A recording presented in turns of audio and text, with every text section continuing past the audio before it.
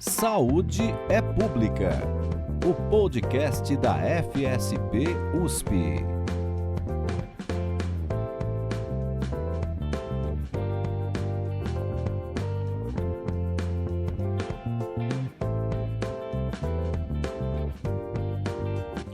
Olá, tudo bem? Bem-vindo, bem-vinda a mais um episódio do Saúde é Pública, o podcast da Faculdade de Saúde Pública da USP, dando continuidade à nossa série especial sobre os 4 anos de estudo Nutrinet Brasil.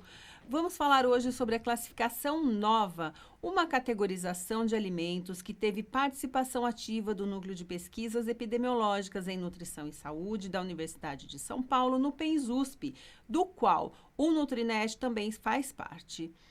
E como muitos de vocês já devem saber, o Nutrinet é o maior estudo de coorte do país sobre a situação alimentar da população brasileira. Em fins do ano de 2000, os pesquisadores do NUPENS foram pioneiros em apontar o processamento industrial de alimentos como o principal motor da pandemia de obesidade que atinge a população mundial no século XXI. Essa percepção deu origem à classificação chamada nova. Trata-se de uma categorização de alimentos baseada nas etapas de processamento industrial dos produtos alimentícios antes do seu consumo. Mas qual a implicação de tudo isso? A classificação mudou os paradigmas da antiga classificação alimentar, mas o principal é que essa sistematização aponta de que forma o processamento de alimentos se relaciona à epidemia de obesidade e de outras doenças crônicas que afetam o planeta. Nossas convidadas irão explicar isso direitinho nesse episódio. Estão aqui conosco Maria Laura Lousada, professora do Departamento de Nutrição e vice-coordenadora do NUPENS, além de Camila Gabi, doutora pela FSP e pesquisadora do NUPENS e Nutrinet. Sejam bem-vindas e gostaria já de começar com a primeira pergunta. Qual foi a grande motivação para o surgimento desse sistema e quando ele surgiu? Então, o início dessa história foi em 2009, quando uma equipe de pesquisadores do NUPENS USP descobriu, uma mudança significativa no padrão de compras de alimentos das famílias brasileiras. Então, entre 1987 e 2003, as pesquisas começaram a nos mostrar uma queda nas compras de alguns itens alimentares, como o arroz, o feijão, os ovos, o leite, as carnes, e também na compra de açúcares e óleos. Por outro lado, a gente começou a observar também um aumento na aquisição de outros itens, como refrigerantes, bolachas recheadas, salgadinhos de pacote e uma infinidade de pratos prontos para consumo. Naquela época, o processamento de alimentos era praticamente ignorado nas pesquisas sobre alimentação e nutrição, e a primeira coisa que se destacou, que chamou muita atenção dos pesquisadores, foi a queda brutal nas compras de açúcar e gorduras, que até então era uma recomendação central para deter a epidemia de obesidade. Como é amplamente sabido, essa epidemia continuou e inclusive se intensificou. Então, num primeiro momento, isso parecia um paradoxo, uma contradição. Mas esses mesmos dados, eles também começaram a nos dar umas pistas, de que olhar para as mudanças nas compras de alimentos das famílias brasileiras só usando essa ótica do perfil nutricional, ou seja, essa ótica da gordura e do açúcar, ela já não era mais suficiente para explicar toda a transição que vinha acontecendo na saúde dos brasileiros com o aumento da epidemia de obesidade e, consequentemente, de várias doenças crônicas, Então, olhando para as características do processamento industrial, para a natureza, para a extensão e para o propósito do processamento industrial de alimentos, a gente começou a ver que, de fato, não estava em curso uma mudança no perfil de nutrientes da alimentação, mas sim uma queda muito abrupta na aquisição de alimentos tradicionais, que eram a base de refeições e que, para isso, elas precisavam ser feitas com óleo e com açúcar, e um aumento da aquisição de produtos industrializados, prontos para consumo, super palatáveis e que só mais tarde viriam a ser chamados de alimentos ultraprocessados. E também naquela época, as métricas, as classificações de alimentos que eram usadas para analisar a alimentação, elas eram completamente baseadas em nutrientes.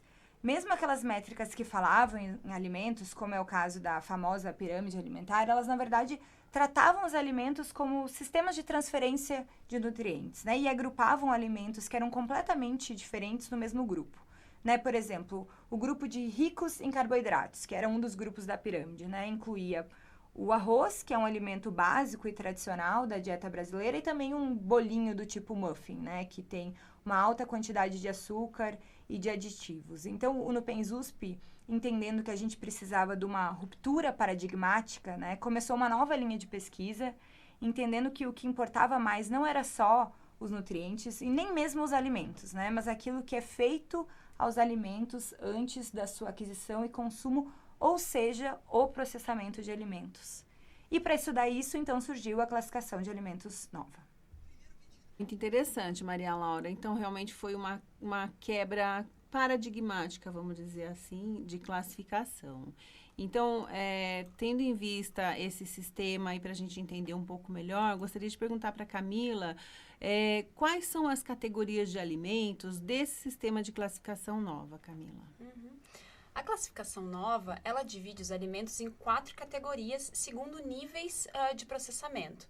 A primeira dessas categorias são os alimentos in natura e minimamente processados, que incluem tanto alimentos da forma como eles são encontrados na natureza, como as frutas, as verduras, como aqueles alimentos que passam por processamentos mínimos, mas que não alteram muito a sua composição, tais como o arroz, que passa por um processamento de descascamento e de limpeza, o leite, que passa por um processo de pasteurização.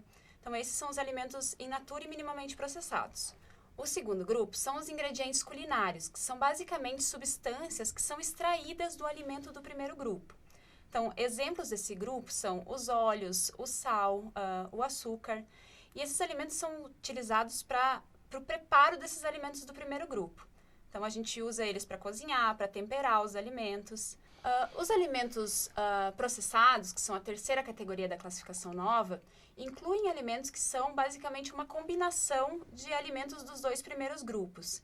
Então, um alimento do grupo in natura e minimamente processado, como as frutas, as verduras, combinadas com o alimento do grupo 2, que são os ingredientes culinários. Então, esse grupo inclui as conservas, inclui as compotas de fruta, que são a combinação de uma fruta com açúcar, inclui os queijos, que são uma combinação de leite e sal. E o propósito do processamento, nesses casos dos alimentos processados, são conferir mais sabor por meio de um processamento simples e também aumentar a durabilidade desses alimentos. Já os alimentos do quarto grupo, os alimentos ultraprocessados, eles são algo completamente diferente. Eles são formulações industriais que são feitas a partir da combinação de substâncias extraídas desses alimentos, feitas com o propósito de torná-los mais palatáveis, atrativos, aumentar a venda desses alimentos. E eles são também adicionados de aditivos alimentares cosméticos para essa finalidade, como os espessantes, emulsificantes, edulcorantes, que hoje têm se mostrado também associados com desfechos negativos em saúde. Então, esses 3 primeiros grupos que eu falei, que são os in natura e minimamente processados, os ingredientes culinários e os processados, eles fazem parte de padrões tradicionais de alimentação no mundo todo. Então, se a gente observa a alimentação no Brasil e em outros países também, a dieta tradicional é basicamente uma combinação de alimentos desses 3 primeiros grupos. Já os alimentos ultraprocessados, e essa foi uma das grandes inovações da Nova, eles caracterizam um padrão alimentar não saudável que tem aumentado no mundo todo e tem se mostrado associado com diversos desfechos negativos em saúde, inclusive com o aumento das doenças crônicas não transmissíveis. Legal, Camila. Que bom, né? Então, a gente queria entender um pouquinho mais agora sobre como isso pode ser utilizado, né? Quais são os usos dessa classificação nova de alimentos e como essa classificação pode ser útil no âmbito da pesquisa e da própria aplicação em políticas públicas. Quem poderia responder? Eu posso falar. Então, né, acho que como a gente já contou no início do programa, o surgimento da Nova se deu a partir da pesquisa, né? Então, como a Camila também explicou, a gente dividiu todos os alimentos em 4 grupos e já na sua concepção a gente identificou um 4º grupo de alimentos ultraprocessados A gente já tinha uma hipótese de que esse grupo de alimentos era o principal responsável, né, o principal motor da epidemia de obesidade e doenças crônicas no Brasil e no mundo também, né? Então, a partir dessa classificação, a gente criou um indicador, que a gente chama de participação de alimentos ultraprocessados na alimentação. Ele, na verdade, indica o grau de adesão das pessoas a um padrão alimentar ultraprocessado. E com esse indicador, né, que mostra do total da alimentação qual é o volume que vem de ultraprocessados, a gente conseguiu fazer vários estudos. Primeiro, a gente mostrou as tendências temporais da participação de alimentos ultraprocessados na alimentação das populações, né? Em que grau os alimentos ultraprocessados começaram a substituir os alimentos in natura ou minimamente processados. Depois a gente mostrou a associação desse padrão ultraprocessado com piores indicadores de qualidade da alimentação, como o perfil de nutrientes da alimentação, né? Uma piora das quantidades de açúcar, gorduras, fibra, proteína. A gente também mostrou o impacto disso no consumo de aditivos alimentares pela população brasileira e também no consumo de algumas substâncias tóxicas, né, que são produzidas a partir das técnicas de processamento aplicadas aos ultraprocessados. E, por fim, né, os estudos mais robustos começaram a mostrar a associação desse padrão com a ocorrência de várias doenças crônicas, como obesidade, diabetes, hipertensão, doenças cardiovasculares e até mesmo com mortalidade por todas as causas, que é um indicador mais global, assim, do impacto da alimentação na saúde humana. E, claro, né, em decorrência de todas essas evidências que foram produzidas com a classificação nova, a gente começou a ver a utilidade, né, e a necessidade de usar essa ferramenta também na formulação de políticas públicas. E o primeiro exemplo é o Guia Alimentar para a População Brasileira, que incorporou a classificação nova nas suas recomendações e que tem como mensagem central: prefira alimentos in natura ou minimamente processados e suas preparações culinárias a alimentos ultraprocessados, mas a partir daí a nova começou a se espalhar por diversas políticas públicas no Brasil e no mundo também, né? Acho que aqui no Brasil eu destaco duas políticas públicas muito relevantes, né? A primeira é o PNAE, que é o nosso Programa de Alimentação Escolar, que a partir de 2020 começou a incorporar a classificação nova nas suas diretrizes. Então, hoje a gente tem uma restrição da compra e oferta de alimentos ultraprocessados nas refeições oferecidas nas escolas. E a segunda política pública mais recente, que repercutiu bastante na mídia, é a diretriz da nova cesta básica, que também incorporou a classificação nova e eliminou qualquer ultraprocessado da lista de alimentos que são oferecidas nessa política pública. Sem dúvida, essas utilidades ou essas aplicações não são apenas úteis para a ciência e para as políticas públicas, mas para a população brasileira como um todo, não é? E eu gostaria de saber como que é que vocês incorporaram essa classificação nova no Nutrinet Brasil, no estudo que a gente está divulgando agora, que faz 4 anos. Claro, Silvia. Então, como a Maria Laura explicou, hoje existem diversos estudos já publicados com a classificação nova, não só no Brasil, mas no mundo todo. Mas uma limitação frequente desse tipo de estudo é que os instrumentos utilizados para coletar dados de consumo alimentar, eles não foram desenvolvidos especificamente para coletar dados sobre o nível de processamento. Então, por vezes, faltam detalhamentos que seriam muito importantes para conseguir distinguir algum alimento específico segundo a classificação nova. Então, para superar essa limitação, a Nupens desenvolveu, para incorporar no Nutrinet Brasil, alguns instrumentos de coleta de dados de consumo alimentar desenhados especificamente para coletar esse tipo de detalhamento. Então, por exemplo, se um indivíduo reporta que consumiu um bolo, a gente pergunta detalhadamente se esse bolo foi comprado pronto, de pacote, com marca, que aí provavelmente é um bolo ultraprocessado, se ele foi preparado em casa, com ingredientes básicos como farinha, ovos, óleo, açúcar, ou se ele foi comprado numa padaria, que pode ser que seja uma preparação culinária desenvolvida, né, nesse estabelecimento. Então, os instrumentos elaborados, né, para coletar dados detalhados sobre o processamento, eles incorporam esse tipo de pergunta. E foi assim que a gente desenvolveu instrumentos de coleta de dados para coletar informações de consumo alimentar no Nutrinet. Então, lembrando que o Nutrinet, né, ele tem como objetivo investigar a associação entre a alimentação, segundo o nível de processamento, e desfechos em saúde. Então, era muito importante que a gente conseguisse coletar esse tipo de informação de uma forma muito detalhada. Então, para isso, o NUPENS desenvolveu 2 instrumentos originalmente.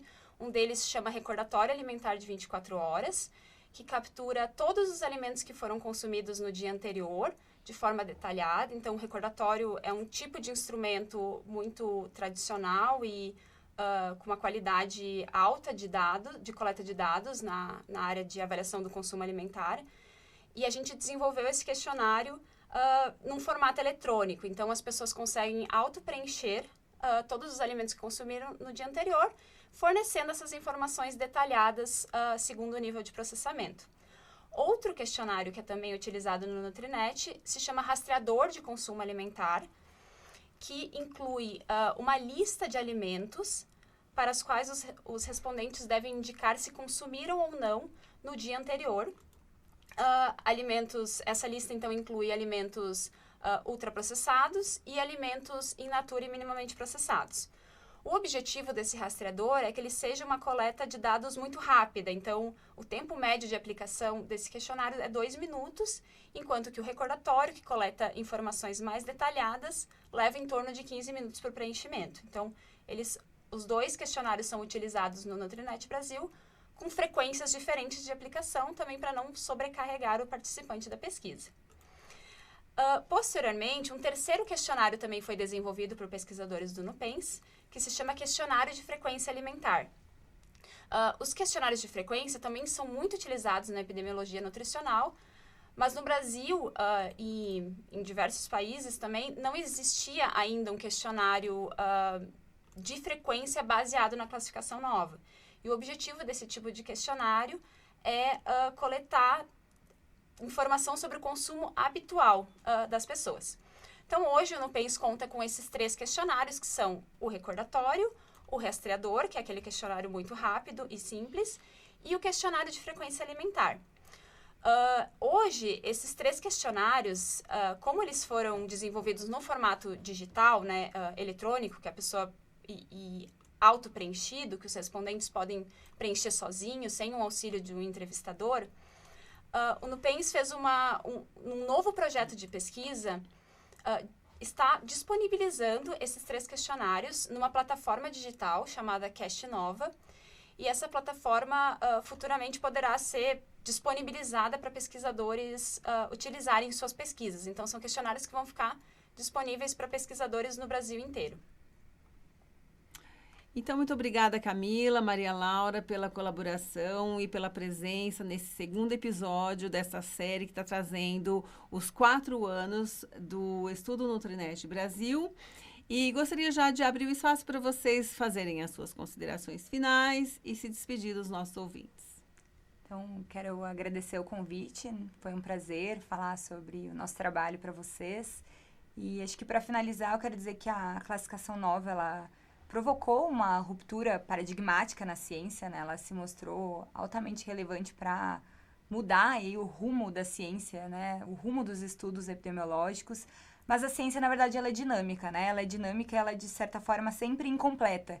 E é por isso que o Nutrinet Brasil existe, né? Porque a gente tem muitas outras perguntas e muitas outras respostas ainda a serem feitas, mas isso não quer dizer que a gente tem que parar de agir, né? A política pública, ela continua em desenvolvimento e ela deve ser feita com a evidência que a gente tem hoje, por mais que a gente possa ir muito além disso.